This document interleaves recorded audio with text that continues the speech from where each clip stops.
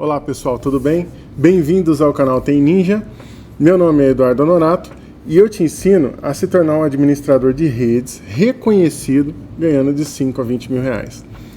Se inscreve aí no canal, ativa o sininho e me segue porque aqui direto vai ter conteúdo legal e de muito valor para vocês. E hoje nós vamos falar de um tema legal para todo administrador de rede, um tema importante, né? E eu vou explicar para vocês o conceito de NAT, né? O que é NAT, que significa Network Address Translation, e nós vamos ver na prática o NAT funcionando e entender. Basicamente, hoje, toda rede, eu não sei se você já tem essa informação ou não, mas a concessão de IPs de internet, ela acabou, IPv4. Né? Agora a gente está tendo a implementação massiva do IPv6, já era para ter acontecido, mas já há alguns anos o número de IPs, não existem mais IPs públicos disponíveis na internet. A faixa total de IPs disponíveis para a internet dá um número de aproximadamente 4,3 bilhões de IPs. Se você considerar que cada brasileiro, o número de celulares que a gente tem aqui no Brasil é mais de um por cidadão. Então a gente tem 203 milhões de habitantes, hoje em 2003, né, que foi os dados do último censo do IBGE, e nós temos mais quase 220 milhões de aparelhos e números de telefone ativados.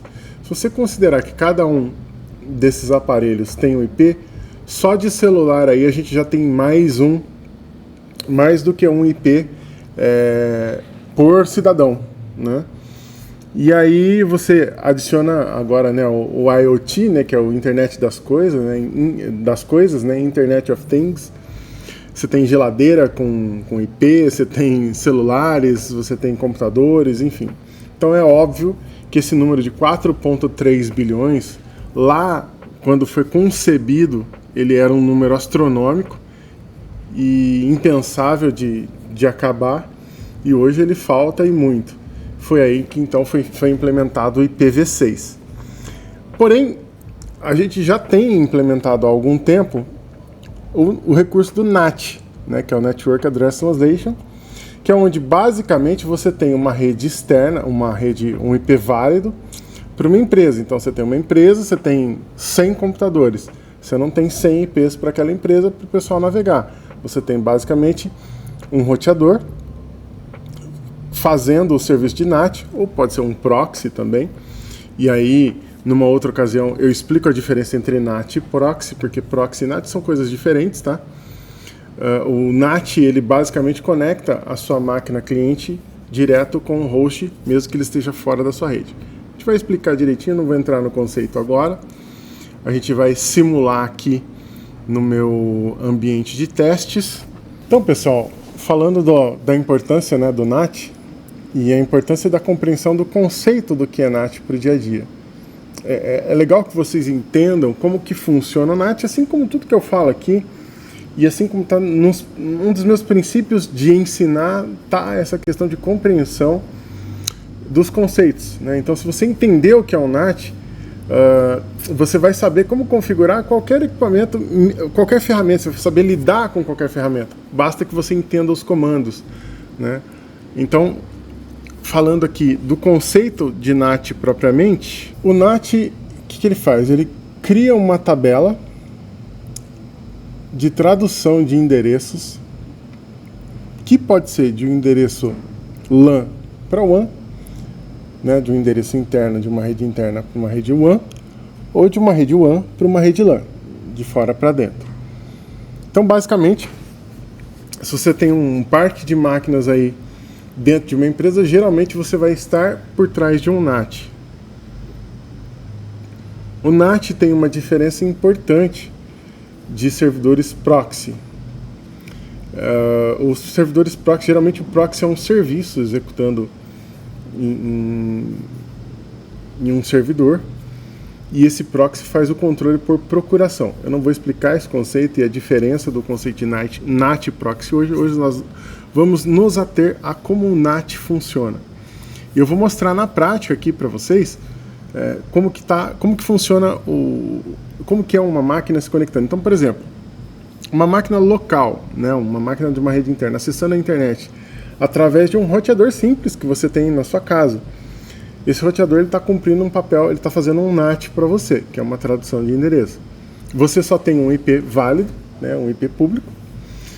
Hoje a gente tem um conceito anterior até, que é o CGNAT. Hoje a gente tem NAT a nível de provedor, então a gente tem ali alguns provedores que já não entregam mais um IP válido. A NET aqui no estado de São Paulo faz muito isso. O que ela faz? Ela pega um IP público, apenas distribui, sei lá, para um bairro, para 500 pessoas, e ela distribui os IPs para a rede dela numa rede interna. Então ele faz o CGNAT, ele faz um segundo NAT, porque acabou realmente os IPs, como eu já mencionei. Então ela não consegue mais entregar um IP válido para cada cliente. Ela tem uma concessão limitada, ela tem milhares, talvez milhões, não sei, de assinantes, então agora ela não consegue mais entregar um IP válido para cada assinante. O que ela faz ela pega dezenas, talvez centenas de assinantes, colocam dentro de um mesmo IP e distribui esse mesmo IP e faz um segundo NAT, CGNAT, que é Carrier Grade NAT, que é um NAT feito a nível de provedor, por causa dessa questão do IPv4 que não tem mais concessão.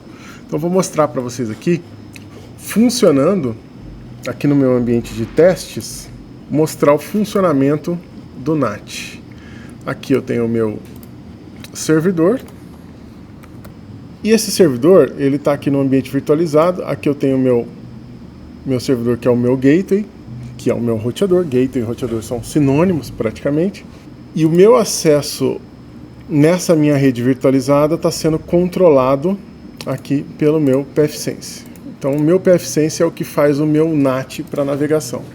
E aqui eu vou dar um exemplo para vocês. Eu vou acessar aqui www.detran.sp.gov.br.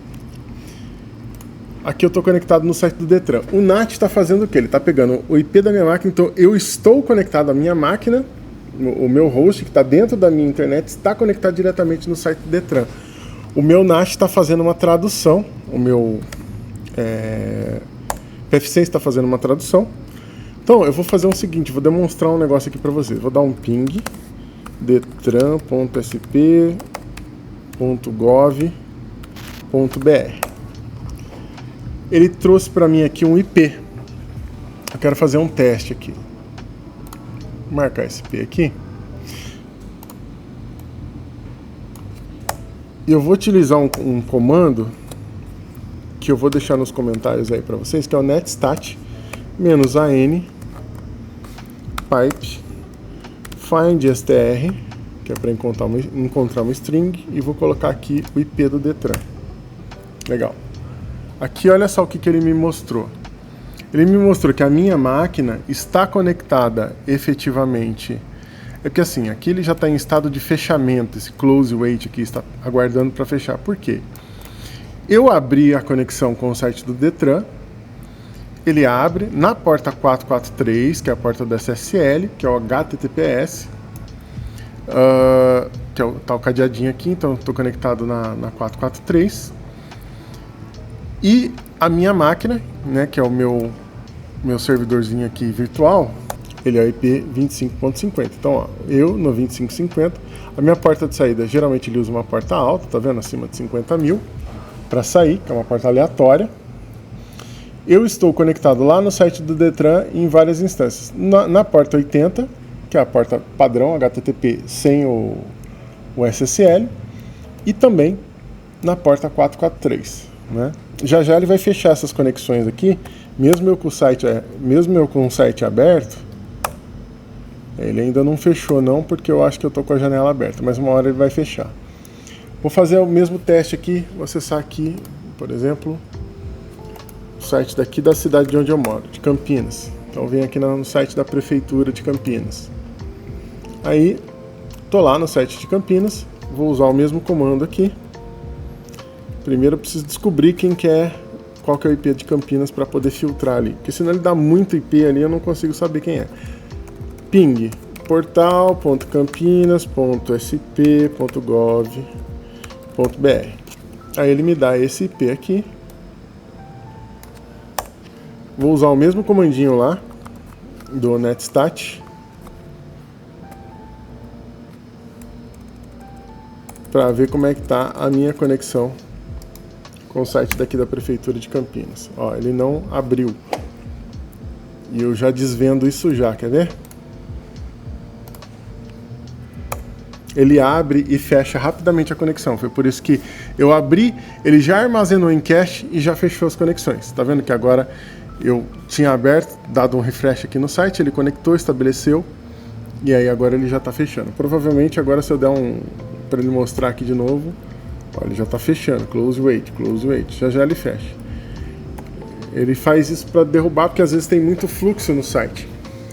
Às vezes também tem mais que um IP. O site às vezes ele faz uma alternância entre mais de IP. O DNS às vezes ele resolve para um IP, aí você tenta conectar de novo, ele vai para outro IP, isso para balancear a carga.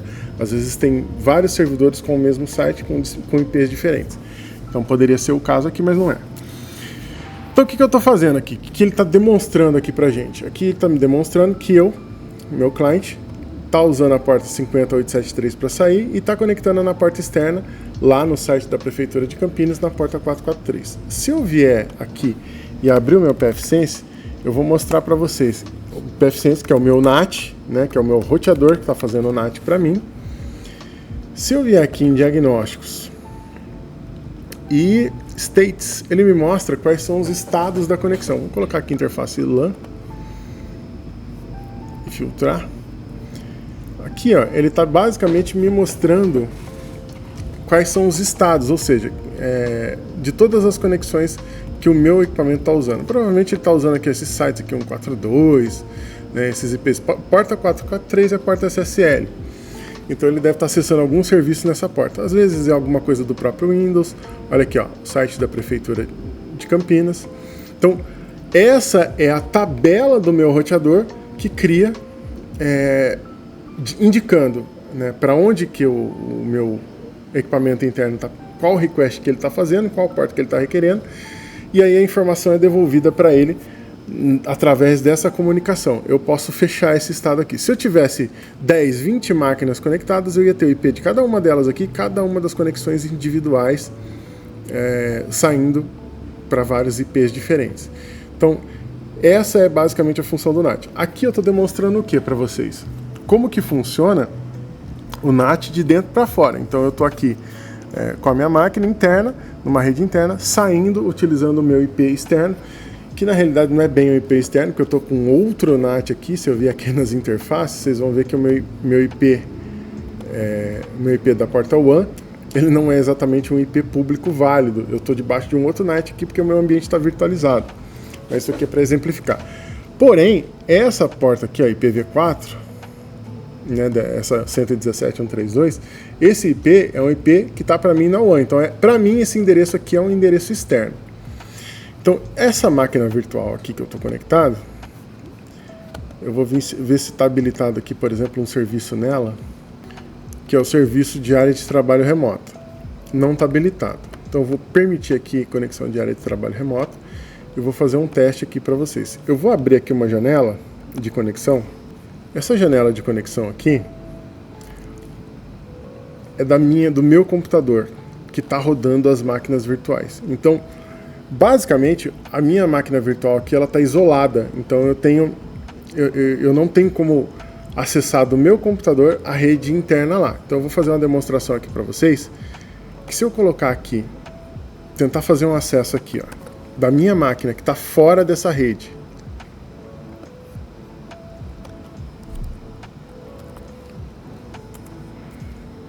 na porta 3389, que é a porta de terminal server, que é a porta que eu habilitei lá, ele não vai me deixar conectar.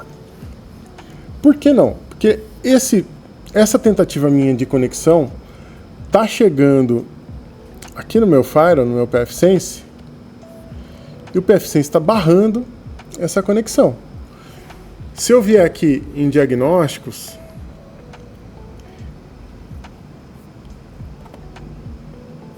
vier em System Logs a parte de Firewall aqui. Vou fazer um filtro aqui para tentar demonstrar para vocês. 3389. Vou aplicar o filtro aqui. Ele não demonstrou nenhum log porque eu não mandei ele registrar. Deixa eu só ver se ele está pedindo de outra forma aqui. 3389. Não, ele não fez nenhum bloqueio. Ele não está demonstrando porque eu não mandei ele logar quando ele bloqueasse, para não encher muito o meu log. Mas basicamente eu não consigo acesso remoto porque eu estou tentando chegar pela minha interface externa aqui na porta 3389 e ele tá derrubando esse pacote. Ele fala assim: esse cara não tem destino nenhum, então eu vou derrubar. Se eu quiser acessar de fora, ou seja, publicar uma porta que está na minha rede, então eu não recomendo que vocês façam isso para o Windows Server com a porta padrão, tá? A porta 3389, ela é uma porta que é muito atacada por vírus e por ransomware, então jamais publiquem na porta padrão. Eu estou fazendo aqui porque é um ambiente controlado, a gente está dentro de uma rede interna aqui com Firewall, tudo, então é só para teste, é só para demonstrar como que funciona o NAT para vocês. Eu vou fazer um encaminhamento de porta. Então o que eu vou fazer? Eu vou vir aqui no meu pfSense, vou vir em Firewall, NAT, e aí eu vou fazer um port forward, que é basicamente, ó, eu já tenho um port forward criado aqui, que foi do lab que eu fiz para teste. Eu vou alterar esse endereço aqui.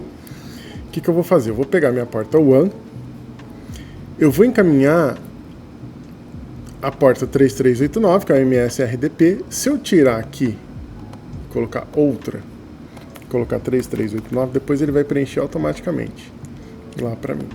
Então, a porta de destino 3389, tudo que chegar na porta WAN com destino na porta 3389, o que eu faço? Eu encaminho, eu redireciono para o meu IP interno, que é o IP da minha máquina virtual, 92.168.25.10. É o meu IP aqui do meu servidor, 25.10.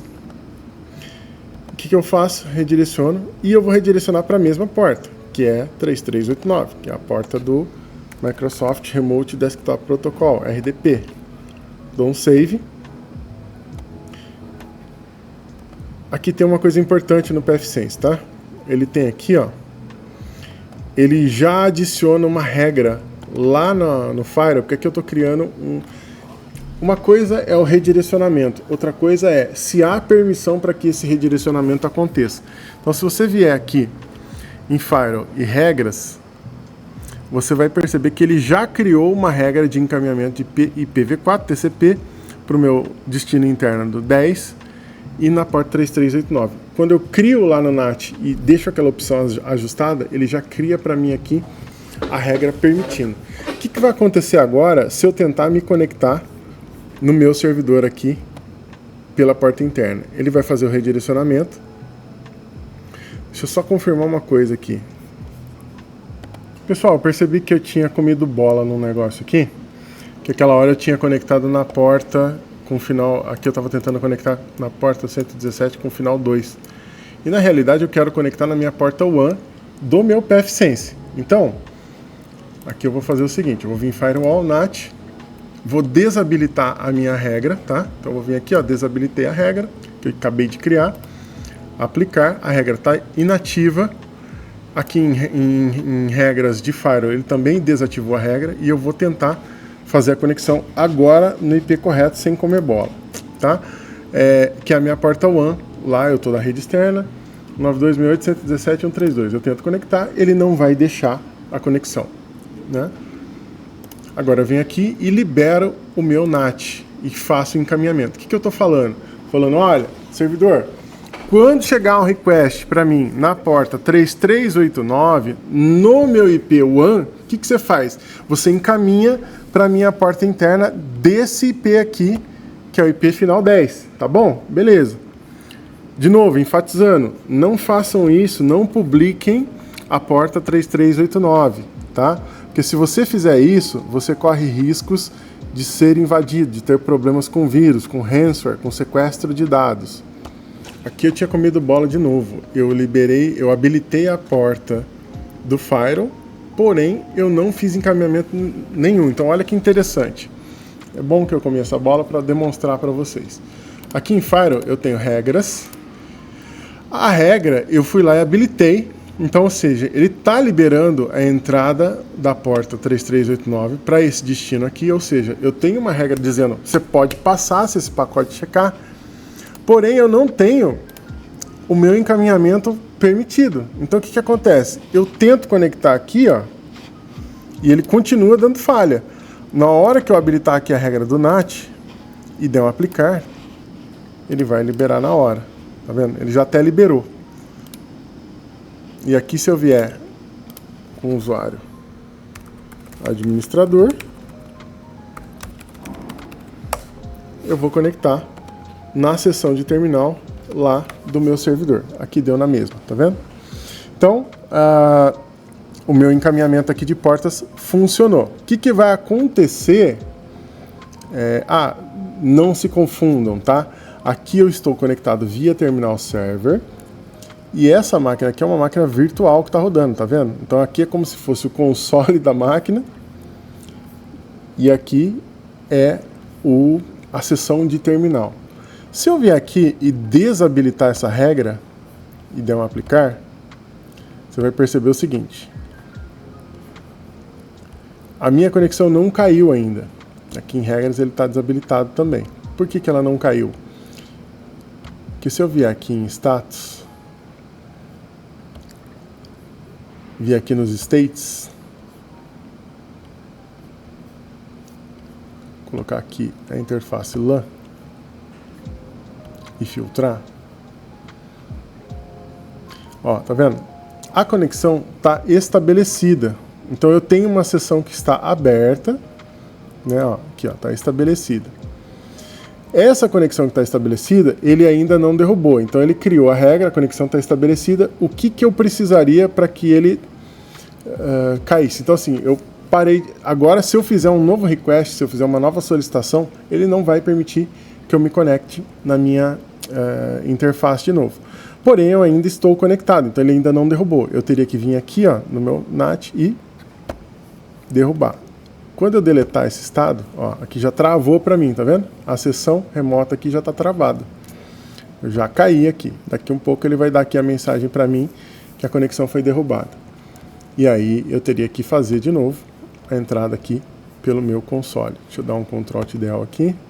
E aí, como eu desabilitei a regra, se eu tentar me conectar de novo, olha, ele já está aqui conectado, conexão que não consegue. Como a regra está desabilitada, né? Se eu tentar fazer uma conexão nesse IP novamente, ele já não vai deixar. E aí, se eu for lá no meu NAT, Firewall, NAT, venho aqui na regra, habilito ela, dou um aplicar, e aí ele já liberou para mim a conexão. Se eu entrar com a senha, de novo, eu estou conectado na minha sessão aqui. Então, pessoal, esse era o objetivo de hoje, explicar para vocês como que é o funcionamento de um NAT. Aqui, no exemplo que vocês estão vendo na tela, eu utilizei outra faixa de IP, que foi para exemplo também. O que eu poderia fazer ali? Né? Eu poderia utilizar um IP externo, aliás, uma porta externa. Eu ainda não recomendo que vocês façam isso, tá? Ou seja, jamais faça uma publicação direta da porta de terminal server, a menos que você tenha uma política de senha muito bem definida, uma senha de acesso interno. É melhor você utilizar um gateway para acesso remoto, por causa do risco de invasão. Existem robôs que ficam testando na internet essas portas padrão, e aí eles ficam testando o usuário. Então ele testa. Imagina que você tenha assim, um servidor de cara para a internet. O vírus ele fica fazendo o quê? Ele fica tentando entrar, tentando logar, e ele fica testando usuário, senha padrão, 1, 2, 3, 4, 5, 6, 7, 8. Ele fica testando milhares de senhas, milhares de usuários, milhares de nomes padrão, até que uma hora ele acha um usuário e consegue logar. Logou, o estrago está feito. Ele faz tudo de forma automatizada. Ele implementa um ransomware na sua máquina, e aí você chega lá, uma bela de uma segunda-feira, você tem a sua surpresa. Seu servidor foi invadido, você teve um sequestro de dados lá, um ransomware pegou, infectou todos os arquivos da sua máquina. Então tente assim, sempre quando for publicar, ou publicar numa porta diferente, usar sempre senhas complexas para acesso, tá? Então essas são dicas importantes. Mas na medida do possível evite. Então, como é que eu faço para administrar remotamente? Dê preferência para uso de VPN. Eu tenho um tutorial aqui de como você faz para configurar uma VPN dentro da sua rede, utilizando o IPsec, utilizando o OpenVPN. Então, dê preferência para esse tipo de approach na hora de você fazer um suporte remoto. E se quando extremamente necessário, não use as portas padrão. Então, aqui eu faço uma demonstração de como que eu faço, por exemplo, para fazer uma publicação externa, na porta WAN, diferente da minha porta interna. Eu vou aproveitar que eu fiz essa menção aqui, e vou mostrar isso para vocês. Antes, só mostrar essa imagem aqui para vocês. Aqui, ó, eu tenho um roteador, que nesse caso é o meu gateway, né, que é o meu pfSense, fazendo para mim a tradução de endereço do IP privado para o público e do público para o privado. Então, assim, tanto para o interno saindo para o externo, quanto do externo entrando para o interno. Só que quando eu vou sair, por padrão, os meus roteadores, o meu pfSense, no meu caso aqui, ou se você tem um roteador na sua casa, por padrão ele bloqueia esse acesso, né, esse direcionamento. O pacote chega no roteador e ele não sabe para qual host interno encaminhar. Então aí você vai lá e define, fala, olha, eu quero que esse cara aqui seja encaminhado para esse meu IP interno aqui. A apresentação é basicamente isso, como eu falei, simples só para demonstrar para vocês. Aqui por último eu só vou fazer uma demonstração bem rápida de como funcionaria eu fazer a publicação lá no pfSense utilizando uma porta alternativa para o caso do terminal server. Aqui o que eu fiz? Eu fui lá na interface WAN, que é o protocolo TCP, qualquer endereço de origem, qualquer porta de origem, quando ele chegar na minha WAN, na porta 3389, você encaminha para o meu IP interno 2510 na porta 3389. Eu vou mudar isso, eu vou fazer assim, ó. Eu vou vir aqui e eu vou... Deixa eu só ver... eu não estou no terminal, só porque senão eu ia cair, só para saber isso. Eu venho aqui e ao invés de colocar a porta MSRDP aqui, que é a porta padrão, eu vou fazer a seguinte mudança. Eu vou colocar outra aqui e vou colocar uma porta bem alta aqui, sei lá, 32.000. Um número aleatório aqui que me veio à cabeça. Pode ser qualquer número entre 65.536, acima de 1024, qualquer número até 65.536. 32.000. Então o que eu vou fazer? Qualquer request que chegar na minha porta 32.000 aqui, ele vai redirecionar para o meu host interno do 2510, ele vai fazer o NAT para mim, só que ele vai traduzir para a porta do RDP. Então eu vou dar um save aqui. E aí, o que eu vou tentar? Através daquela minha conexão, aqui ele derrubou, né? Ó, ao invés de 3389 não vai funcionar mais, tá? Eu estou tentando na porta 1, 3389 não vai funcionar mais. A porta que eu coloquei lá, 32.000. 2.32.000. Opa, 3.200 não, 32.000. Aí o que ele fez? Ele já jogou para mim lá na porta interna 32.000. E aqui estamos nós. Então, como eu disse, se você for fazer a publicação da porta de terminal direto, use senhas complexas e não publique na porta padrão, jamais. Inclusive, é bom que você não use números redondos assim como esse. Use um número aleatório qualquer lá e sempre bloqueie o scan de porta. Eu vou depois demonstrar como fazer isso no pfSense para você não ter um vírus qualquer, um bot qualquer tentando escanear as suas portas, para você deixar a sua rede aí mais segura. Tudo certo então, pessoal? Essa foi a minha demonstração de hoje de como funciona o NAT. Eu espero que vocês tenham aprendido. Deixem nos comentários se vocês tiveram dúvidas, se vocês precisarem que eu revise alguma coisa, que eu puder ajudar vocês. Aqui no canal Tem Ninja, o objetivo é fazer essa galera transformar essa galera nos profissionais de elite. Então eu quero que vocês entendam o conceito. Espero que hoje, através da demonstração, eu fiz a demonstração do conceito. Então, como vocês sabem, se você já me segue, eu tenho por padrão a utilização do pfSense aqui no canal, para roteamento, para firewall. Porém, você pode utilizar se você entrar no seu roteador da NET, se você utiliza a Vivo, se você utiliza a Oi, a TIM, se você entrar dentro do seu roteador, você vai ver que lá tem esse tipo de configuração para você ser feita. Então, o que você precisa ter de informação? Você precisa ter qual que é o seu endereço de IP interno, qual que é a porta que você precisa publicar, e aí você pode fazer esse encaminhamento de porta através do NAT. O importante hoje é que você tenha aprendido o que é NAT e como que você pode utilizar ele no seu dia a dia, seja na tua empresa, seja no teu cliente. Se você curtiu, segue aí o canal, dá um joinha, ajuda o algoritmo aí, a gente ficar em alta aí. Obrigado e deixe seu comentário. Um abraço.